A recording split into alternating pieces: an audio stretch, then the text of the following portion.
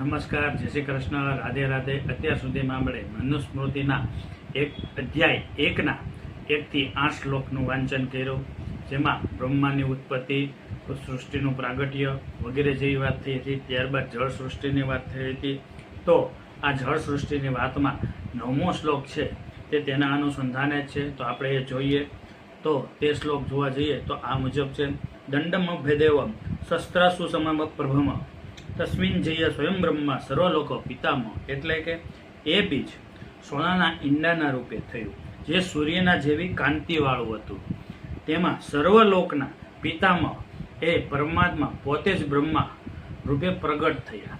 અહીંયા આપણે જોવા જઈએ તો બીજ એટલે કે પરમેશ્વરની ઈચ્છાથી જે બીજ આપણે 8મા શ્લોકમાં વાત થઈ હતી, જે બીજ જળમાં પ્રવર્તિત કર્યું હતું, તે બીજની અહીંયા વાત કરવામાં આવી છે અને તેણે પરમેશ્વરની ઈચ્છાથી મૂકવામાં આવેલું છે। બીજું કે અહીં પિતામહ એટલે કે દાદા, જે આપણા દાદાઓના પણ દાદા છે તે પિતામહ કહેવાય, તો તેની વાત થઈ છે।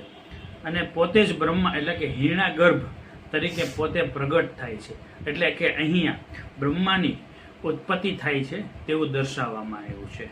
તો હવે પછીના શ્લોકમાં આપણે નારાયણ શબ્દની ઉત્પત્તિ કેવી રીતે થઈ તો તે વિશે વાત કરીશું।